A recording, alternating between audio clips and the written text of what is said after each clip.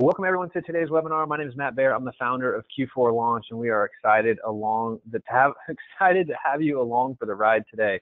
Hey, it's been a long day already. I've been in lots of meetings, including just getting out of a 3-hour meeting that was really, really good. But I'm probably at the end of my talking coupons for the day. So glad you guys are here with us, though, as we take on this big topic that's been trending in our industry, the latest news from bedandbreakfast.com. and what you need to know. Probably the longest webinar title we've ever had, so it made a challenge for our designer to really put that into a nice title there. But excited to dive into that. If this is your first time with us on our webinar series, glad that you're here.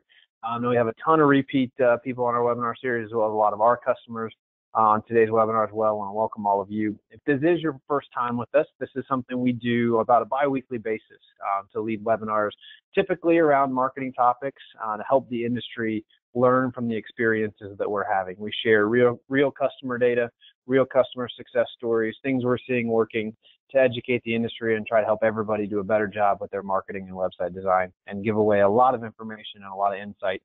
And oftentimes I get asked if I'll do consulting for people, and I say, I won't do consulting, but you can come to our webinar series absolutely free, and it's the best of both worlds. You get tons of consulting, tons of free advice, and you don't have to pay for it. So that's a definite part. So glad you guys are with us. A little bit about Q4Launch. We are a destination marketing company, work with a lot of bed and breakfasts, boutique hotels, historic hotels, vacation rental companies all throughout the world, although we're predominantly based in the U.S., but have customers from Maui to Singapore and just about everywhere in between. Like I said, we tackle these topics on a regular basis, speak at a lot of conferences to try to bring education to the industry with the belief that if we all do a better job of marketing ourselves, together we will grow the independent sector of the lodging industry, which is what we really want to see happen as a company. So a little bit of housekeeping. We will be using the chat panel or the questions panel for questions today. I've already seen a couple questions pop in there. So glad that there's questions already. Which is, I think, a first. Speaking of questions, if you have questions, please do use that for that. But we're excited today that Janice Hurley, the Director of Industry Relations, is joining us for our webinar. So I want to welcome her, or the Head of Industry Relations from bedandbreakfast.com, a good friend of mine and a good friend of many of yours as well, and more importantly, a great friend of our industry. So thanks, Janice, for being here. I don't know if you want to take a minute and say hi or welcome everybody or introduce yourself. Yeah, sure. So you mentioned the questions, and I don't think I can see them on my panel here. So if you could just share those as they come up, that would be great. You know, as all of these changes started to come about, there were so many questions that came up from the industry, and my role here, as it has been for several years, is working directly with the innkeepers. And I'm happy that Matt reached out when they were choosing to host a webinar so that I can be here really to answer any questions that some folks, you know, don't have the answers to, or some misconceptions that have been out there, and I'm happy to be a part of it. So thanks so much for hosting. Absolutely, and we will get to the questions towards the end of our time together today. Janice will jump in from time to time on various slides and share her insight and perspective on those slides. I have written 100% of the content for today's webinar. She's seen it in advance, but while Janice and I are friends, there are probably things in here that she may not be super excited we're talking about, but not in the sense of like she doesn't want us to talk about them, but we're going to share a very honest and open perspective from our space and the conversations that we are going to be having with our customers on this whole topic. So today's webinar is in no way sponsored by or endorsed by or anything else by bedandbreakfast.com, HomeAway, or Expedia. But she has been gracious enough to commit her time to come and hopefully answer some questions beyond what I knew I could answer for you all. So happy to have her. But at the same time, we're not, no holds bar on our content for today's webinar. Not that anything we say is ever that controversial, but we're opening that dialogue up that way. So hopefully you'll get a good perspective on the conversation today. So the first thing, and this part isn't news to anybody, but bedandbreakfast.com has announced that they're eliminating subscriptions to be commission only. I want to talk a little bit about what we know that means. I know there's a lot of questions about that. There's been a lot of chatter about that in different industry forums and so forth. And Janice can share some perspective on that as well. But from what we understand, upon your membership renewal, you can move to commission or drop your membership. Those are essentially your two options. You can't not take bookings and still have a presence there that just doesn't take bookings. Some sites you can have a profile there. Some OTAs you can have a profile there and not accept online bookings. From my understanding, if you decide to drop your membership, your name will be removed from the site altogether, which is important to understand that. Drop members will be completely removed, covered that. Commission will be at 15% for the first year and 18% after that. So there is that increase coming in the second year. Outbound links will be removed from your profile. Again, they're becoming an OTA, so they don't want to necessarily send traffic out anymore. They want that booking to happen on their site, which I understand. I don't blame them for wanting that to happen, and they can control more of their guest experience that way. The exception to that Janice did educate me on was that Diamond Collection members, for the time being, will continue to have an outbound link. So that may not necessarily stay in the future, but for right now, that is the case, at least as far as she understands. BedandBreakfast.com will be the merchant of record. That's not anything new. If you've accepted bookings directly through BedandBreakfast.com, they have been the merchant of record, and they will continue to be the merchant of record. I only put that in here because I think it's an important distinction to make. It's important to understand who the merchant of record is, and that ultimately they have final say on decisions that are made regarding that money. They control that money, they control that relationship, and they have the final say on things. And I bring that up because I think merchant of record is important, and it's an important part of the decision you're making when you list with OTAs to allow them to serve as the merchant of record on your behalf. HomeAway is, in a lot of ways, the merchant of record in a lot of things. Expedia even more so. Expedia is the merchant of record for all the bookings that they take, as far as I'm aware, as is Airbnb. HomeAway, actually, with their platform, allows for some of both. If they're not, so HomeAway has their other family of sites, VRBO, HomeAway.com, where vacation rentals are listed, and you can list on those sites without HomeAway being your merchant of record. So there's some distinction there, as opposed to Airbnb, who is merchant of record for every transaction that happens and controls that flow and is notorious for siding with the guest on every possible dispute or complaint there could ever be. So in our experience, HomeAway has been very fair and balanced, for lack of a better word, with their approach to complaints and so forth. I was just talking with a vacation rental manager this morning that actually had a great experience with cancellations just off of some of the most recent hurricanes, and HomeAway enforcing their cancellation policy and really standing behind the property manager in this case. On the flip side, Airbnb has, at least from what I have seen, a no questions asked 100% refund policy. If there is a named storm, 100% refund. Doesn't matter what your policies are. Doesn't matter if you encourage them to buy trip insurance. 100% refund, no questions asked. So I will say, as we look at merchant of record, we're not a huge fan of merchant of record as an agency, but of the way it's handled, HomeAway has handled that better than most companies, and that responsibility, which is a heavy responsibility, better than most companies had up until this point. The other part, that had how you get paid, bookings will be paid out 4 days after check-in. And Janice may jump in with some clarity on that. I know we already have questions in the chat panel about tax rates and how some of those things are handled. We'll circle back to some of that at the end of our time together. But that you do have to go in and check that person in the system to trigger that payout. So that may be a little different than how you've done things in the past. I believe that's how BedandBreakfast.com has always done it, but that may be a little different than how you do it with some of your other OTAs. But Janice, do you want to jump in and comment at all on how the payout actually happens? Yeah, so I'm glad that you mentioned that this isn't a new program. The new part certainly is no longer having subscriptions and links to properties websites, but the way that our online booking program has worked and has worked for as long as I've been a part of BedandBreakfast.com, that core part of it hasn't changed. So the way that we do payments, the way that we're merchant of record, one of the things about the commission that I wanted to mention, the 15% and the 18%, our commissions, because we're merchant of record, include the credit card fee. So when a property is looking at, 15%, well, when it includes the credit card fee, their effective commission is less than that, depending on what they pay for credit card fees. It could be, 3% less. So they might be paying an effective commission of 12%. So all of those things have remained the same. As far as payment, because we're merchant of record, we pay after the guest has checked in. So whether the property is using a property management software that we connect to, so if they use reservation and web reservations, Think reservations, or any of the My Allocator property management softwares, when they check the guest in, then the payment is sent out to the property. So it depends on how long the bank takes to process it. And that's why we quote 4 days, because depending on their bank, it might take, it could take 2 days, it could take 4 days. And we just don't want to set the expectation that it's going to be less if it takes a little bit longer. So that's just the clarification on the payment side of it.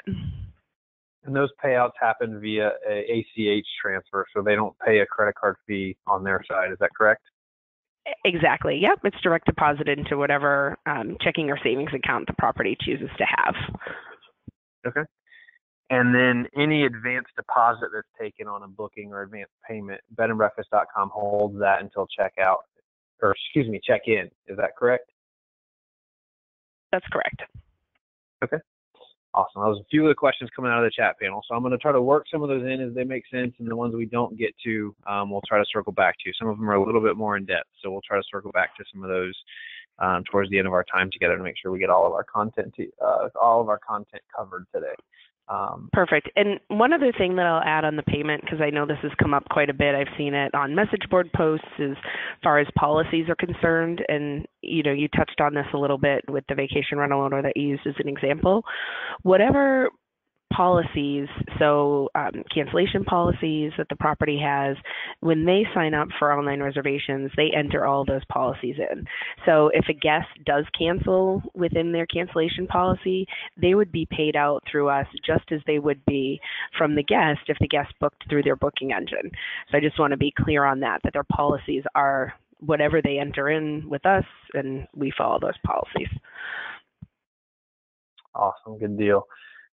One question we did have is so you're then distributing inventory onto Expedia and other partner sites, but will the commissions be the same across all partner sites? And you've negotiated all that on your end to assure that the 15% and 18% in the second year stay the same? Or like if someone already has a relationship with Expedia and they're paying 20%, will they still be paying the 20%? Yep, that's a great question. So just a little clarity on the distribution. So properties who are selling their rooms through bedandbreakfast.com and are new to signing up get the 15% for the first year and then the 18% after that. And we distribute inventory from bedandbreakfast.com not only on our site, but when they sign up for the bedandbreakfast.com channel, it also automatically, this is something that's new as of August, so some properties are aware of it, some aren't. We actually distribute onward to HomeAway, VRBO, and all of their families of sites. And what's great about that is it's introducing the vacation rental traveler to professionally run bed and breakfast. So that is at the same commission that they would be paying on bedandbreakfast.com. And a lot of properties, who are getting that honor distribution are seeing some great results from that. As far as commission and how it aligns through the other partners, so Expedia, Hotels.com, Travelocity, it depends on if the property had an existing relationship with us. So what I recommend, because there's different commissions if you were previously with us or if you're just signing up, I recommend reaching out to the property's market manager. So everyone who's a member of the site, who's been with the site, has a specific contact person here at bedandbreakfast.com that they can reach out to, and I can provide that to you for folks on this call so they know who to call, and they can actually look at how the property is currently listed with us and see what we can do to get them the best rates on commission. Awesome. That sounds good. Cool. We'll keep moving along here. One thing that I did want to touch base on, as I think it's something, and we've seen a lot of frustration on the forums, but I think an important point to make is that honestly, this is just making bedandbreakfast.com consistent with other OTAs. So it's not that they're, we've seen a lot of negative comments about corporate greed and yada, yada, yada. And honestly, I don't personally align with those beliefs. I think that they are providing a service to you and that they are marketing their platform, which is bringing traffic into their site. And they've spent a tremendous amount of time and money over the years building that. and have built something that has incredible value. Now I understand the frustration of why, frustration that comes in change. So I definitely understand that. But they're adapting to keep up with an ever-changing OTA marketplace, in my opinion. And from a strategy perspective, they have been significantly underpaid for the amount of traffic and bookings that they've driven for the past years. And as an industry, we have benefited from that and underpaying them for the marketing service they've provided. And whether you're a customer of ours, you may not love that stance, but honestly, if you just look at it, if you remove the emotion from the equation and you try to put on an economist hat, they have provided a lot of value in that. Now, the question still remains, do you need them or not? Like, that's a very fair question. And we're going to talk about that today. It's one of the big things you've got to figure out as a part of this change.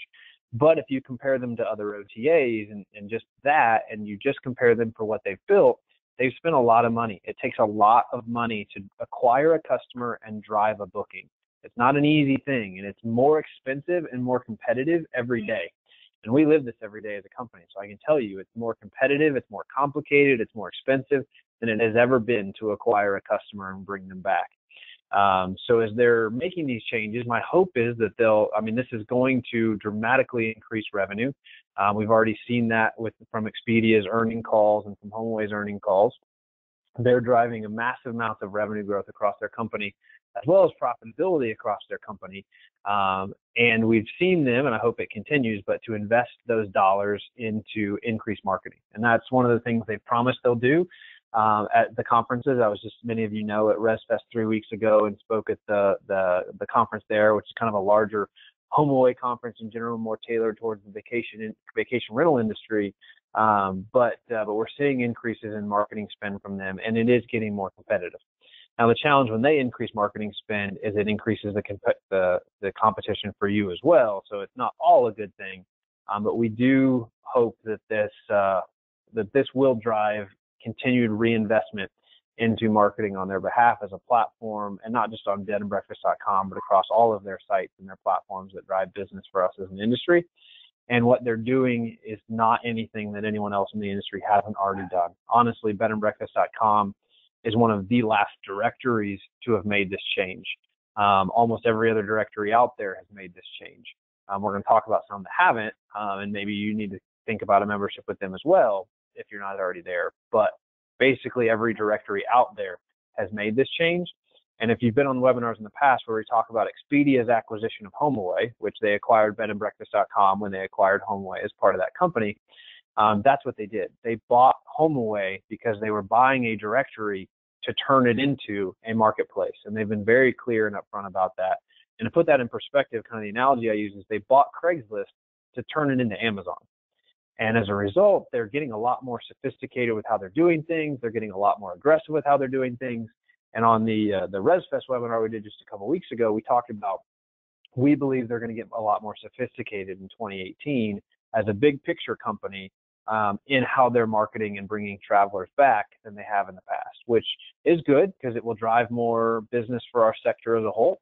But it's going to be challenging because we're marketing to the same people, to the same guests, and trying to earn their booking dollars. So there's good and bad interwoven into a lot of this. But it means we have to, knowing that it's getting more complicated, we have to up our game as independent property owners, managers, whatever role you find yourself in. You have to get more aggressive or get left behind. That's essentially where we are, is in a time of get more aggressive or get left behind. But change is happening. It's happening fast, and you will get left behind if you don't adapt to it. Yeah, and Matt, one thing I'd love to add to that, because I think it's something that's sort of been lost in translation and lost in, all of the other things that we're talking about. And I think it's great that you pointed it out. There's a reason that we've been in business for 22 years. And that's because we have always evolved with the evolution of travel. And for innkeepers who've been members of ours for years, they remember some of the changes that we did. They remember when we first connected to Expedia in 2006. They remember when we first launched the reviews program and it was fire and brimstone, and how can you have a reviews program when we're paying you for a membership? And then they realized, well, we actually need reviews so we can convert more reservations. So this is another one of those transitional times. And I completely agree with you. I mean, I know that there's a lot of emotion and it's really hard for properties. And because I've been a member and been part of bedandbreakfast.com for 15 plus years outside of when I went to run the inn, I've seen all these changes. And one of the things that I like to remind properties of is that, we're really fortunate that we can be in the position that we're in right now, because we are bringing the voice of the bed and breakfast industry into the much larger organizations like HomeAway and Expedia.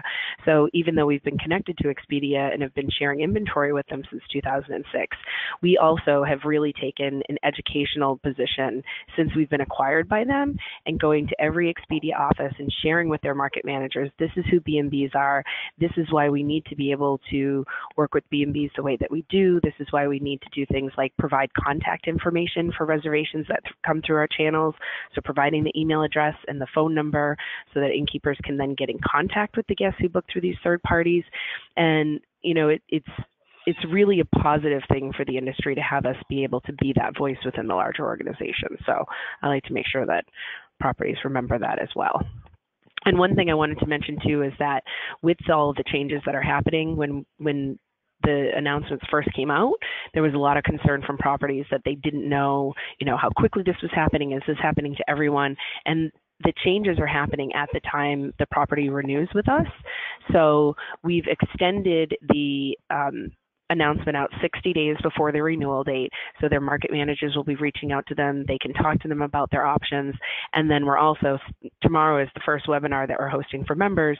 We're hosting webinars for all of the properties who are renewing 60 days before, so that we can answer any additional questions. So we're really trying to be as open and transparent with the communications with properties far enough in advance before the change actually happens with them. So I just wanted to reiterate that too. Yeah, absolutely. All right, well, let's dive into this next question. And I think the Clash said it best. Should you stay or should you go? And we tried to have this queued up so I could play this song for you. But darling, you got to let me know, should I stay or should I go? If you say that you are mine, I'll be here till the end of time. And that's honestly the question you've got to answer. As a member, and understanding the role that they are taking in your marketplace. And for our customers, that's the question we're going to be helping them answer. To the same extent, we want to help you, or to a similar extent, I can't say the same extent, but to a similar extent, we want to help you guys answer that question for yourselves, and we'll make some resources available at the end of the webinar today to do that. But that's what you've got to figure out. Is this change enough that that you say, you know what, it's just not worth it, I'm out. I don't need bedandbreakfast.com. I don't need the OTAs. Or is an important part of your business. And we'll share with you some resources to help you figure that out. Really wish I could have had that queued up for you. But that's the question that you've got to answer in this time. And how do we get to that? You need to understand how much revenue comes from bedandbreakfast.com. Bottom line, I know a lot of you probably have turned a blind eye to it. But for most of our customers, it's in the top 5 sources of traffic and bookings as we look at their performance. It's been on, so that's a big deal. Like, you can't look at one of your top 5 sources of business and just shut it off without making a very intelligent decision about that, a very educated decision about that. As we look at it, traffic's been on the decline for about the last 3 years in a big way. So we're going to show you a couple screenshots. This is actual customer data of ours. This is data over the last 3 years. And it's all a little bit different, but it all shows a consistent decline over the last few years. That's one of the reasons I hope that with this change, they're going to reinvest into some of their marketing. We don't know why all of that is the way it is. I think some of the stuff we've seen this year is because they've started making these changes over the last, from a design interface. If you actually study the design of your listing page on their site, they've been designing away from sending traffic out to your website for the last several years and designing towards getting people to make a 15% commission booking on their site, which doesn't make them evil. It just makes them monetarily driven. They've been designing around the action from the customer that they want, and that's for them to book on their site. Before they rolled out this change, they've been designing around that for years, which I think is part of why we've seen a dramatic decrease in traffic.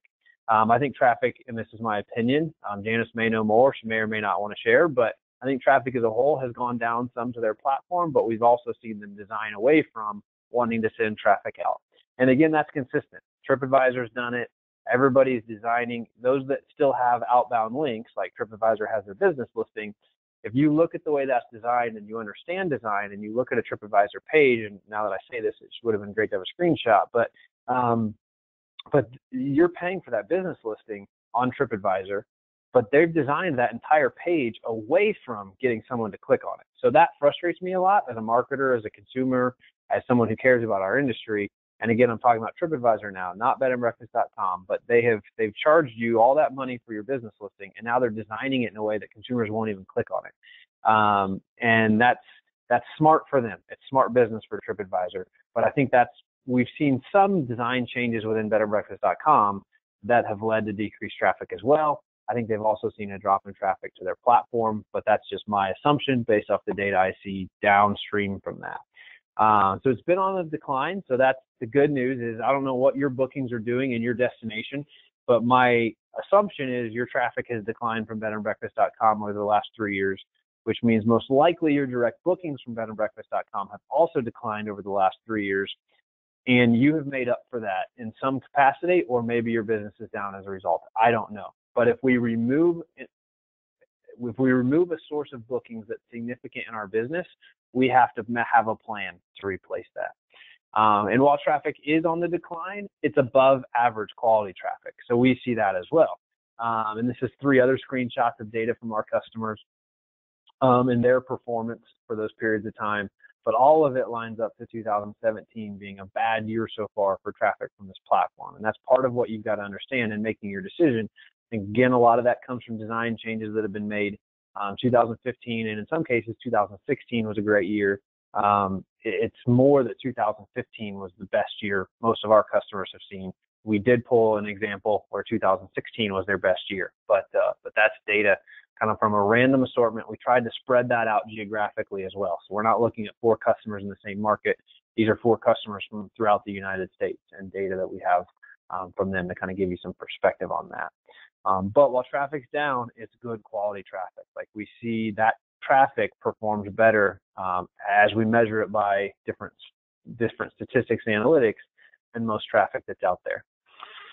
So to continue that conversation, you really need to understand what's going on and figure out that part of it, to be able to figure out how much my revenue is coming from there. And if I decide not to renew, what am I losing?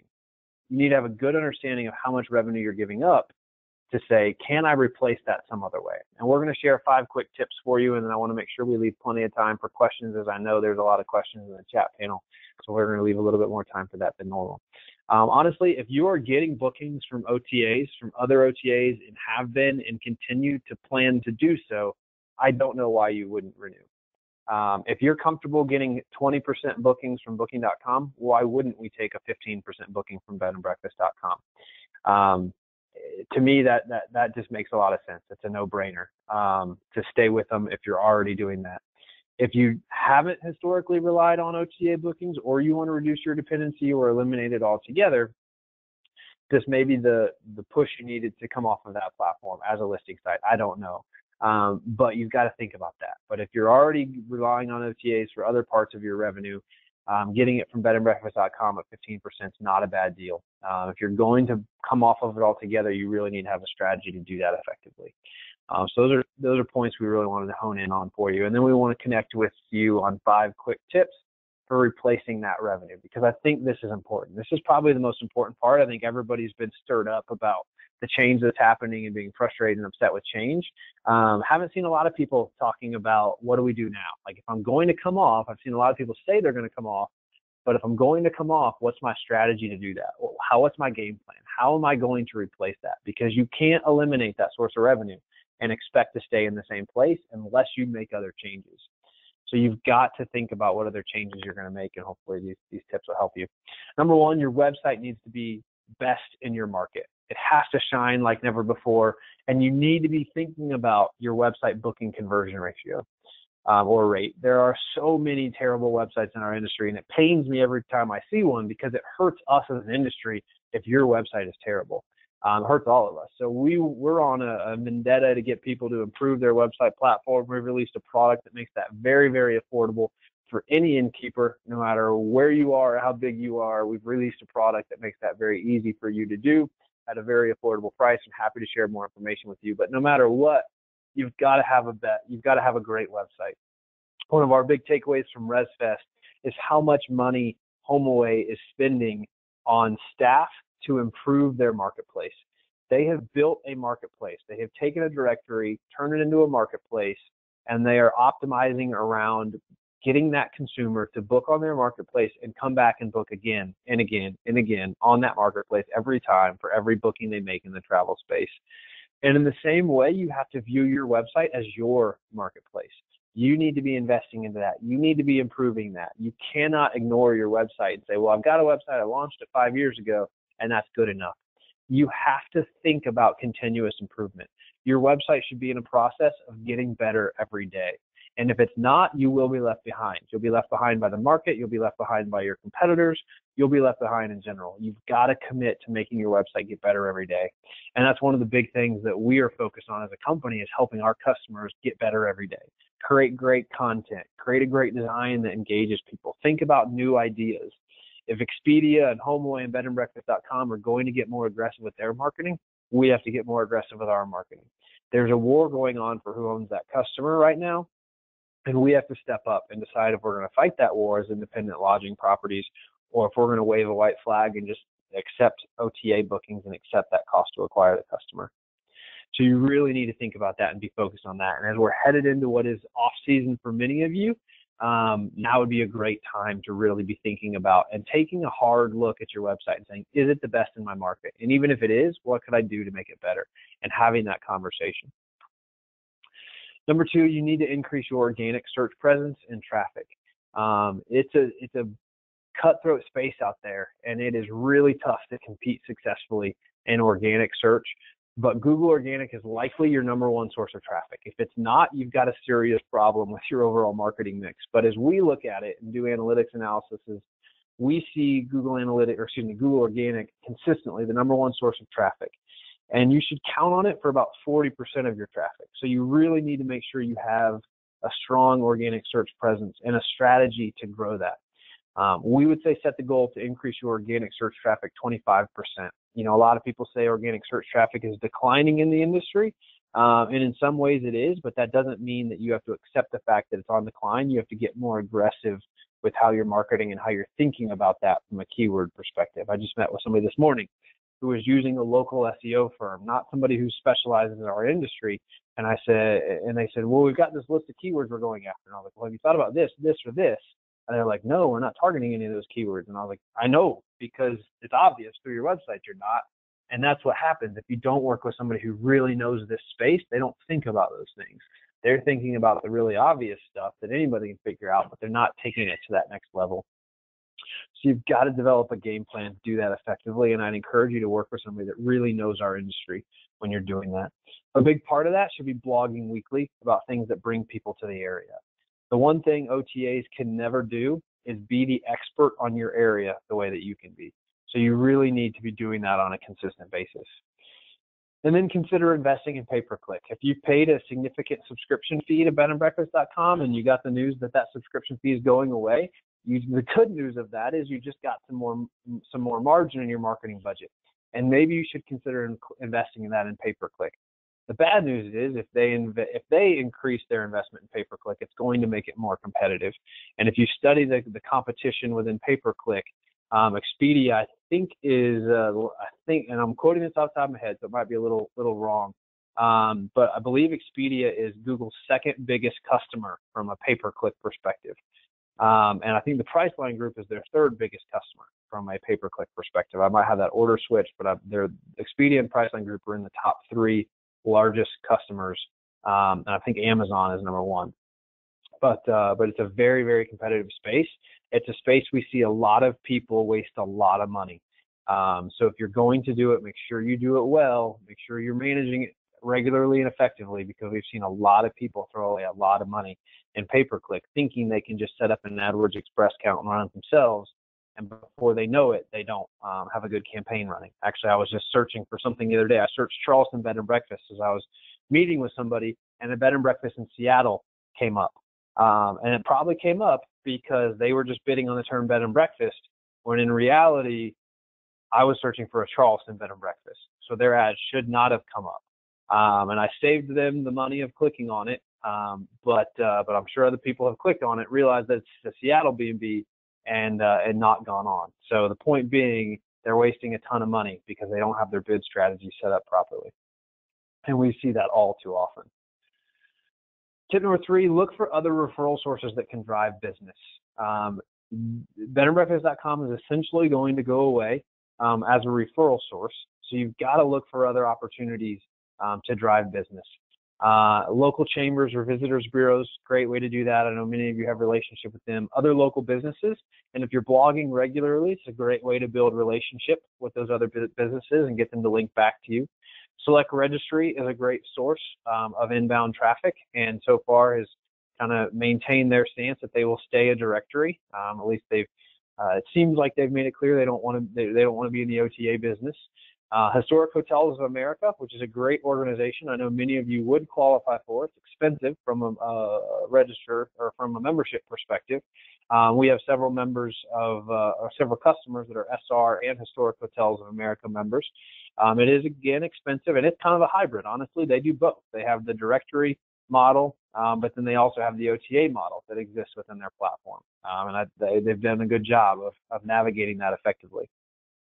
And then think about who consistently comes up for information in your area. There are other businesses in your area that, or other directory sites or other things that you may want to have a relationship with. But look for those referral sources. It's part of how you can replace the traffic you're going to be losing from BedandBreakfast.com, and look for that traffic from other sources. Now, that's just a good business practice. All of this stuff you should be doing whether you're losing a BedandBreakfast.com link or not. Number 4, expand your email marketing approach. We talk a lot about email marketing, the effectiveness of it, but there's nothing quite like email to drive traffic. If you're not, you should start sending monthly or bi-monthly emails. Make sure that you've done that. Invest in marketing automation. Launch guest lifecycle campaigns. A lot of things, and you'll be hearing more and more about this. We taught our first webinar on marketing automation probably a month or 2 ago. But there's more and more happening from an automation perspective, and open rates and click-through rates on automation campaigns are much higher than they are on traditional email campaign blasts because they're more tailored to the right customer with the right message at the right time. It's more of a one-to-one marketing than a 1 to 10,000 style marketing. So a lot of opportunities there, and make sure you follow our webinar series and our blog for more information about that. With some of the things we think can be a huge benefit for you there.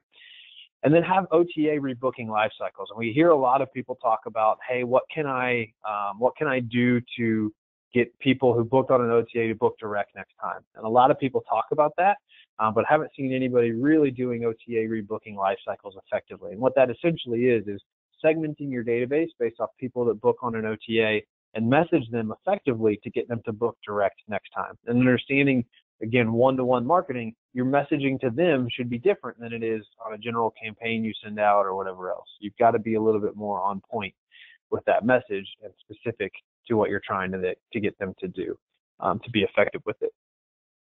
Yeah, Matt, I'd love to add just a little bit Sure. just to that last data point that you had, because this is something that we've talked about for years since we started connecting to Expedia, 11 years ago. And I completely agree with you that how important that is. And because we provide the innkeepers with the name, the email address, and the phone number for all guests who book through BedandBreakfast.com or through Expedia or partner sites or through HomeAway, they have the opportunity to do exactly what you're talking about and to flag them in their property management software as coming through an OTA. Something that I did when I was at the Round Barn, and I highly recommend that all properties follow this, is that any bookings that came through a third party, we would call them personally. And, we would thank them for booking with us. We would get the rest of their information that we didn't get from the OTA. So we would get primarily their mailing address, so in case we did a mailing or something like that. So we would fill in the rest of their guest information in our property management software. And then we would, ask the questions and make sure, arrival time, dietary restrictions. Are you really not bringing any kids or pets or things that, we might not accept at the property? And then that gives them the chance to establish exactly what you're saying, that relationship directly with the customer. So I'm glad that you called that out because it does match perfectly with the guest information that we provide for properties to do that. Another question that's been coming up a lot on the message boards is, well, how can I sell my packages and my add-ons? And because those are, for some properties, pretty large revenue streams. And this is exactly how they do that. I would recommend creating a template email that is a confirmation email that's specific to these OTA bookings, and then including links to your packages, your add-ons, your bottles of champagne, everything that you want to sell in addition to the booking, so you can sell that direct to those customers as well. Yeah, those are great tips. And when you send those emails, it gets them into your marketing, into your brand, into your website, so they get used to that and they get a little bit more adapted to being able to engage with you on that personal level. Awesome, thanks. Number 5, get more aggressive with specials and packages. I think this is an opportunity. Janice just spoke to it a little bit, to be able to do those upsells after someone books on an OTA. But I think they're an underutilized way to drive business. I think one of the biggest misconceptions around them is, I've tried them in the past and they didn't work. I've tried to lose weight in the past too, but that doesn't mean it's impossible, right? And that's not true. Like, if you guys know me, I'm like skinny as a beanpole. I'm just saying that's an example. To say, like, just because you've tried it and it didn't work doesn't mean that it doesn't work. It means maybe you didn't do it the right way. Maybe you weren't on the right diet, the right exercise program. Maybe you didn't have the right package, the right special. It wasn't messaged right. It wasn't marketed right. There's a lot of reasons it may not have worked in the past. But don't just write it off as a strategy, because I will tell you, across the industry as a whole, it does work. So if yours aren't working, something is wrong with your specials and packages, not wrong with the strategy. They can increase perceived value as well if done well. The value of champagne upon arrival, whether it's a $5 bottle of champagne or a $100 bottle of champagne, the value isn't necessarily attached to the bottle and the cost of it. So we love things that increase perceived value that don't cost as much, right? Low cost, high value, high perceived value. That's a win with customers. And then they differentiate your experience from your competition and OTAs. If somebody does check you out and they're looking for that experience you've spoken to with your specials and packages, it can be a very effective way to differentiate yourself. And as part of that, when you're thinking about what do I need to be putting specials and packages out there about, I think that's one of the challenges in the first place, is what should they be about? But think about what people are searching for. What are people searching for when they're planning a trip to your destination? And does it line up with your target market? I think this is a big area too. Who are you really trying to attract? What's your target market? Who do you want to be bringing through the door? You need to understand those things to be able to do it effectively. Not everyone is your customer. Not every guest is the right guest. Maybe you don't want the one-night booking. Maybe you don't want the business traveler. Maybe you don't want the transient traveler who's just passing through your area. Maybe you don't want the family with kids. You really got to understand who your customer is and who it's not. And the more on point your whole messaging is, your whole voice, your specials, your packages, everything with who your perfect customer is, the more you differentiate yourself from the competition in your marketplace. So it's really important to understand that and get that right across the board. So need help, right? That's the big thing, right? I think that's one of the biggest things we've seen, is that people don't know what to do from here and figure that out. So if you need help, we want to stand in that gap. So we'll do a free Google Analytics analysis with you to help you understand how much traffic have you been getting from bedandbreakfast.com, and what does that look like for the last few years? How much revenue have you been getting from bedandbreakfast.com? Try to help you estimate that. How's your current marketing performing? And then that ultimate question, should you stay or should you go? We can't answer that for you, but we can help you get the data and help analyze the data in a way to help you make that decision. So we're going to launch a poll on the screen. And as I do that, I'm going to start into the question and answer time. Well, I was going to, and I clicked the wrong button. Let me get that back up. There we go. So that poll should be live on your screen there. Yes, I'd like a free Google Analytics analysis, and we'll help you understand the things laid out. How much traffic, how much revenue, how's your marketing performing, and should you stay or should you go? Or no, thank you. This is something our staff will do for free, just to help you figure this out and get on the right road. If you're a customer of ours, you can go ahead and check yes, because we're going to be in touch with you about this anyways already. We're going to be going a little bit deeper in our conversations with our customers, of course, wrapped around this. But if you're not a customer, we're happy to help you as well and get you some information. So check yes or no, and we'll get that. If everybody could vote on that poll, that would be awesome. And I'll give you all a few minutes to do that. I don't care if you check yes or check no, but if everybody could vote, that'd be great to help us keep things moving along. So Janice, I'm going to get into some of these questions here in the chat panel. There's a lot, so I don't know how much we'll have time for. I've tried to kind of weave a few of them into some answers along the way. Kind of at the top of the hour, ask the question about taxes and how that will be handled. Let's say $100.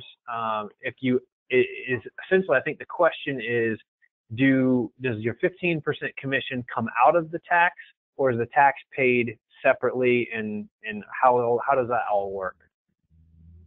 Yeah, this has been a question that I've seen come up, and some misinformation that's been shared on our message board, so I'm glad it came up here so I can clarify it. One thing I want to mention about the questions too is that I know there have been a lot of them.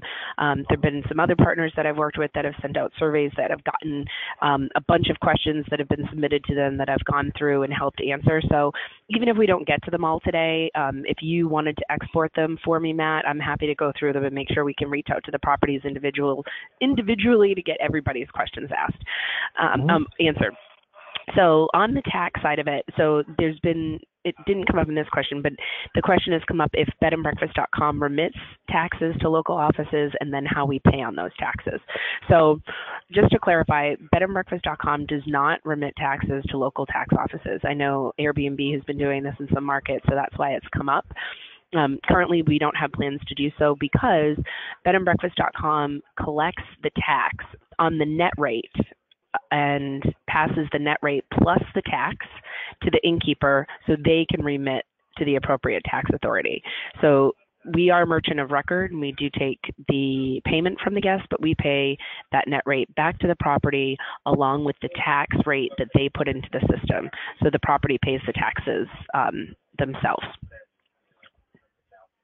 So then when they're reporting their income, should they be reporting on the full room rate or the room rate less the tax? Or excuse me, less the commission, not less the tax, less the commission. Right, less the commission. That's really a question for an accountant, so I don't know if you want to take that or not, but it's that I would say that's something you really need to address with an accountant, because my dad's a CPA, and I know that I'm in no way, in shape, or form qualified to answer that question, but yes. That is exactly what I would tell an innkeeper to do, is to talk to whoever does their taxes and to figure out the best way that they want to show the commission that was part of that booking versus the net rate, which is what they're paying the taxes on. And that's what we explain to them, that they should consult their tax advisors and regulations, in their jurisdiction so that they can get more information about applicable taxes. Awesome. A couple questions here about why the why the rate increase in the second year. Why did it go from 15% to 18%? That's a great question. So right now we're following the same commission structure that we have with Expedia. So Expedia is 15% for the first year and 18% for years after that. So just to make it simple and have the same, commission rate, that's why we're at that rate. What makes ours different on the bedandbreakfast.com program is that includes the credit card fee. So I know there are properties who've worked with Expedia Direct and done something called Hotel Collect. That's when they get the credit card and they process it. So their 15% would be, 15% plus whatever credit card fee the property has to take on. Gotcha. A couple questions, I think you addressed this earlier, but if I already have an account with Expedia, do I have to go through bedandbreakfast.com now, or can I keep my direct relationship with Expedia? Yes, great question. So the answer is no. You can continue to have your Expedia Direct relationship, and you can have your bedandbreakfast.com relationship as well. It doesn't mean if you're currently connected to Expedia Direct that you have to only go through bedandbreakfast.com. And this actually came up this week with a couple of properties, and there was some confusion around that.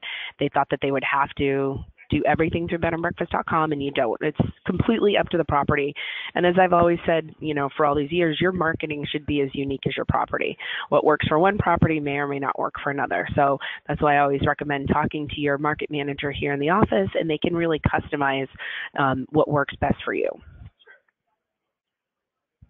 Perfect. And this, I think, is more of a question for me, but a comment in the chat panel that we've been helping bedandbreakfast.com grow all these years, pushing and promoting and paying our dues to keep them growing. So please don't sell us on this change. I really thought it was going to be an impartial webinar. Our goal for today was to give you an impartial webinar. We want to invite Janice here to give her perspective and answer your questions. My comments about they're doing the same things every other OTA are doing are not saying that I support or don't support what they're doing. It's more saying that the world's changing, and as an industry, we have to keep up with that change. We're not going to get bedanbreakfast.com to change their mind or go back on this change. It's just not going to happen. There's massive change coming since the acquisition, and I think there's more change coming. So as an industry, we have to adapt to that and get ready for that. If you don't feel like I've presented an impartial view on that, my apologies. I've tried to be impartial on that. I wasn't trying to take their side or take your side. I was trying to present the data and help you make a decision on whether you should stay or whether you should go. So hopefully more people got that than the sense that I was trying to sell you on something, because I'm not trying to sell you on something. I got no skin in that game.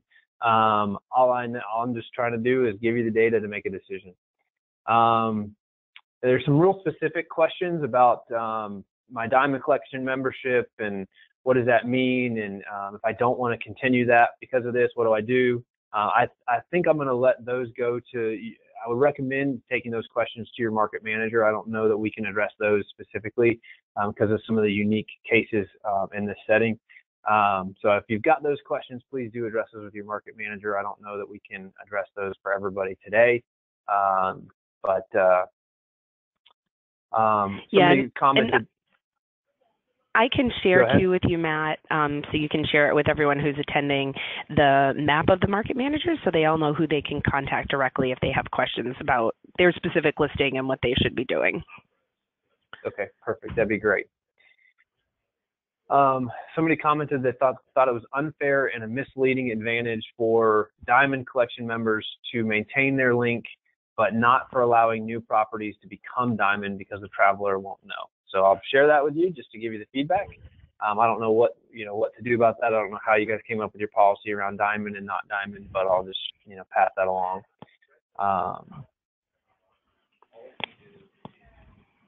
Trying to get through the questions here and make sure we don't answer the same question twice. But a question here, this is a good question. Is the consumer charged a booking fee for using bedanbreakfast.com like some of the other sites are doing?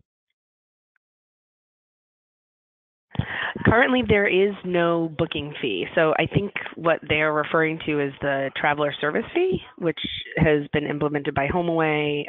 Airbnb has a traveler service fee. Some other OTAs do. Bedanbreakfast.com doesn't currently have a traveler service fee.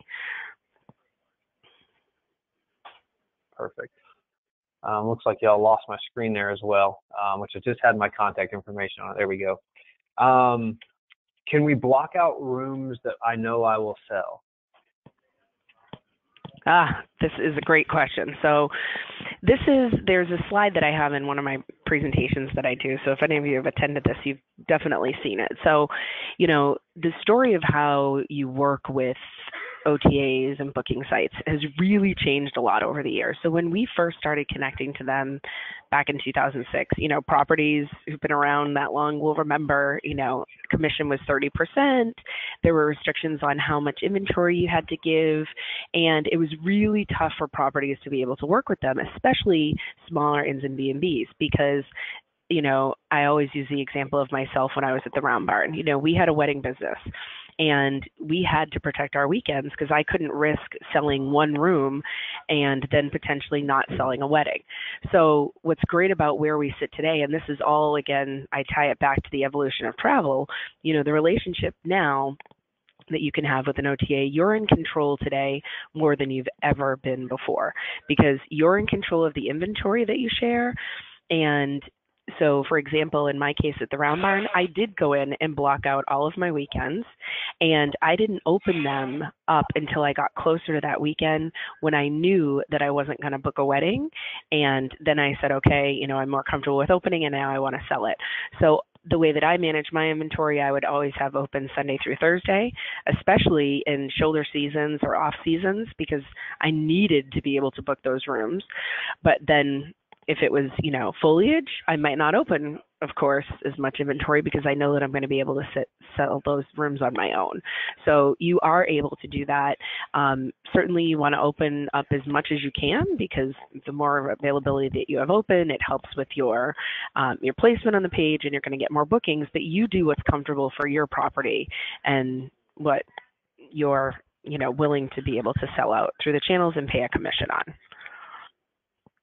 One thing that I will mention, one thing I will mention in addition to that, because it's come up sort of in the same conversation, is so that's what they call inventory parity. What they do care about is if you have, say you work with Booking.com and you work with Expedia, if you have a room open on Booking.com, they want the same room. So that's something to keep in mind. If you are selling a room on one channel, you should sell it on all of them as far as the OTAs are concerned. And the other one is rate parity. So what you're selling your room for online should be consistent on all of the sites. So I just want to make sure they're doing that too. Yeah, and being a representative of our industry to Expedia, I would ask to make sure Expedia holds up their end of rate parity. I mean, we've seen Expedia lower prices on certain rooms to get underneath our price and then tack on a resort fee or some other type of fee to then get their price back up. So I would say that rate parity's got to go both directions. Like if they're asking us as members, and I'm putting on my innkeeper hat here, but we've got to make sure that's going both ways, and that they don't. Yeah. We've got a rate out there for $150 that they're not putting it at $147 just so they show up $3 less. Which unfortunately I think has become a big OTA move in the last little while. So what I would say to that is definitely if you see something like that, share it with me, share it with the market manager so we can look into it, because I had another innkeeper mention that recently when I was at a meeting just this past week. And I haven't seen it before, but I will definitely be more than happy to get more information. So if you have examples, definitely send them to me. Perfect. What's the future of directories in your opinion of Promers, Forbes, Moon, AAA, etc.? I'll try to take that on. I mean, I think we've seen it, across a lot of directories. The larger, more sophisticated ones that have the resources to do it, I think will continue to move towards the marketplace model. It's not unique to the travel industry. It's happening across the internet as a whole. Everything is moving to a marketplace model. I was at a leadership conference a few months ago, and there was a VC there, and he specifically said, we're looking for marketplace kind of companies. We're looking for the companies that have figured it out. So when the VCs are pushing it, when the money's flowing into it, a lot of people will try to convert what they have already built from the user base into that. So I can't speak to any one directory and say whether they will or won't. Obviously, that involves their specific strategy, but I think you will continue to see more and more directories move into the marketplace model. A couple more questions here. How are the B&B.com changes affecting how you can currently post packages and specials on your B&B.com listing? That's another great question. So we've had a lot of properties asking about things like featured property, end of the month, specials, packages, hot deals, all of that. Currently, there are no changes to those programs. So that's not to say that we're not going to be making changes in the future, but the way those work right now is the way that they always have been. So any changes that come, down the line, we'll be communicating with properties so they understand how they can maximize their exposure through the site. So, I like to remind properties, this is just the beginning. So everything that we're doing, in the future to optimize listings for properties to know how they can get more bookings, we'll be able to, share that with them as they come up. But right now there aren't changes to those programs. So if they want to post, a special or package, it's the same way that they would before, and then it shows up on their listing. Another question here. Are you going to continue to sell bedandbreakfast.com gift cards? Yes. So we actually stopped selling bedandbreakfast.com gift cards. I think it was the beginning of September, I want to say. And a couple of things about that, we actually have some things that we're going to be sharing out with properties in the next week or so. So I think properties will be quite pleased with some of the things that we're going to be sharing. I can't share anything just yet, but the fact is that, the program, and as it was designed to bring new travelers to properties, really has changed and evolved over the years. And we got a lot of feedback from properties that they felt that it was turning more into a discount program instead of bringing them new travelers. So, the fact that we're no longer selling gift cards, there's still, I don't know the exact number, but there's many of them that are in circulation. And so travelers who want to redeem them can still redeem them direct at the property for properties who accept them. But for all the properties who use online reservations, they can actually redeem it through the booking channel on BBCom. So the property doesn't end up paying 2 commissions. They only pay the commission for the booking and not for the gift card. So there have been a lot of other specific questions around that, and that's why we're going to be sending out some communication in the next couple weeks more around the gift card program and what that looks like for the future. Awesome. Well, that is all the time we had slated for today's webinar. There's a lot more questions here in the chat panel. Several people have commented they don't want us to pass their questions along. So if you're asking a question you don't want passed along, please put a comment in the chat panel. I'll leave this meeting open so you can put that question, just simply reply, "Don't pass my question along," in the same place you asked the question, and we will make sure not to pass that along. Otherwise, if you do want a question answered, we will pass that to Janice just because there are so many questions we couldn't get to. But you can also ask your question to your market manager. So please know that. Lots of questions about tax. Please ask your accountant or your market manager about that. My email's on the screen. Please don't email me your tax questions. I can't help, nor will I introduce you to my father, who's a CPA.